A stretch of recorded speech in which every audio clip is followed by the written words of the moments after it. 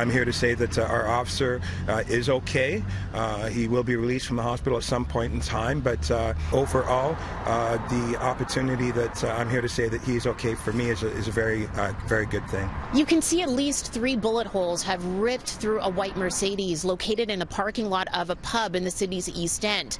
It's the result of an overnight shootout between an armed man and Toronto police here in the Warden and St. Clair area. Now, the suspect was pronounced dead in hospital, and one Toronto police officer was struck by a bullet right below the heart, but he is alive, and that's all thanks to the Kevlar vest he was wearing when he was hit. What I can tell you is that he's in good condition.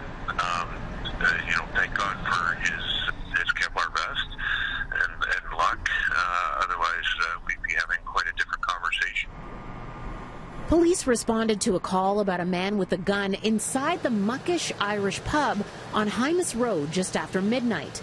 The SIU says the armed man was located inside of a vehicle in the parking lot when gunfire was exchanged. The initial call was from a customer in the bar who also happened to be an off-duty cop.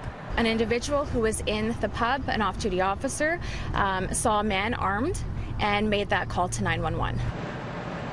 Investigators say 3 officers fired their weapons. A gun and what appeared to be a holster was recovered from the scene. The suspect was hit multiple times and pronounced dead about 40 minutes later in hospital. The injured officer is a father in his 30s and has 4 years with Toronto police. He will recover but is shaken up by the shooting. Just one incident and a rash of gunfire across the city over the last few weeks.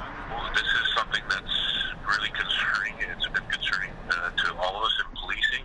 We've been talking about this for some time, the proliferation of guns on the street, the amount of violence, the increase in gunplay in the city. We're in communities where we have young kids that are playing, summer's coming up, and the fact that people will pull a gun out and use a firearm is of great concern. And whatever line or whatever team you pick, nobody wants violence to occur, especially gunplay in communities. The SIU is asking anyone with information to give their lead investigator a call. That number can be found on our website, citynews.ca.